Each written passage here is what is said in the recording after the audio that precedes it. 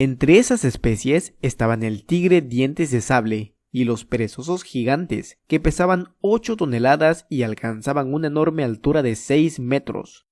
Cristóbal Colón no descubrió América, lo hicieron los Homo sapiens de hace 16.000 años. Los primeros americanos llegaron a pie, gracias a que en aquella época el nivel del mar era lo bastante bajo como para que un puente continental conectara el noreste de Siberia con el noroeste de Alaska.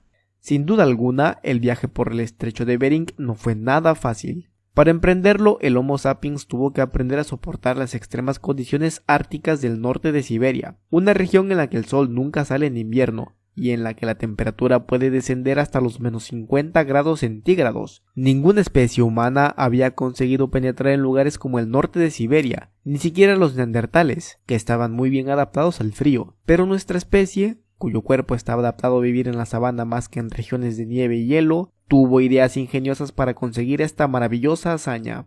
Cuando los grupos de sapiens que eran cazadores y recolectores emigraron a climas más fríos, aprendieron a hacer abrigos y zapatos de las pieles de animales que cazaban. Además, desarrollaron nuevas armas y elaboradas técnicas de cacería que les permitieron matar mamuts y otros animales. A medida que progresaban, se adentraban cada vez más profundamente en las regiones heladas. Pero, ¿por qué harían esto? ¿Por qué abandonar un buen clima al que están acostumbrados para adentrarse a tierras frías y oscuras? Suponemos que algunas bandas de sapiens fueron empujadas hacia estos territorios por guerras, presiones demográficas o desastres naturales, aunque también había buenas razones para ir ahí, como lo es la proteína animal. En aquellas tierras abundaban los animales grandes y suculentos, como los renos y mamuts. Cada uno de ellos era fuente de una enorme cantidad de carne, que incluso se podía congelar y guardar para después. Estas bandas de sapiens no solo sobrevivieron en esta región, sino que prosperaron.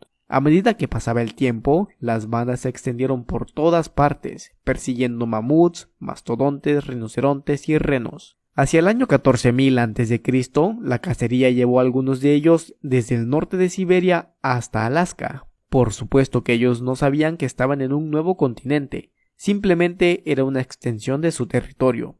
Al principio permanecieron en Alaska, ya que los glaciares bloqueaban el camino al resto de América. Sin embargo, hacia el año 12.000 a.C., el calentamiento global fundió el hielo y abrió el paso. Los sapiens se desplazaron hacia el sur en masa y se extendieron por todo el continente. Algunos se instalaron en los densos bosques del este de Estados Unidos, los pantanos del delta del Mississippi, en regiones de México y en las junglas de la América Central. Otros establecieron su hogar en la cuenca del Amazonas, en los valles de las montañas andinas o en las pampas de Argentina. Hacia el año 10.000 a.C., los humanos ya habitaban el punto más al sur de América. Esta colonización tuvo grandes víctimas. A medida que los humanos se dirigían hacia el sur, encontraron mamuts, mastodontes, roedores del tamaño de osos, manadas de caballos, camellos, leones de enorme tamaño y decenas de especies que hoy ya no existen. Entre esas especies estaban el tigre dientes de sable y los perezosos gigantes, que pesaban 8 toneladas y alcanzaban una enorme altura de 6 metros. Toda esa diversidad desapareció en un parpadeo.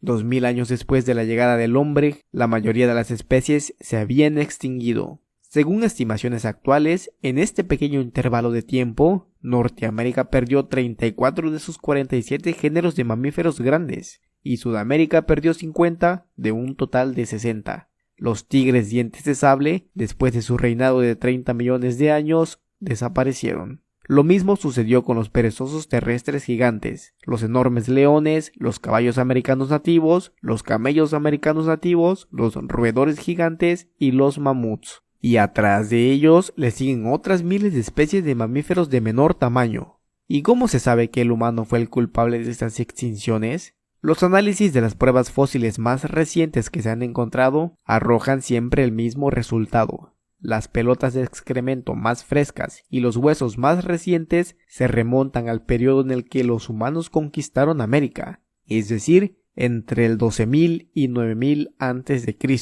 Si te gustó el video, no te olvides de dar me gusta y compartir. Con esto ayudas mucho a la divulgación del mismo. Hasta la próxima.